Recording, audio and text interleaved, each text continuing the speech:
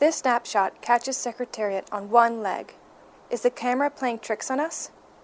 No. In this split second, all his weight is placed on his left front foot. Imagine the impact.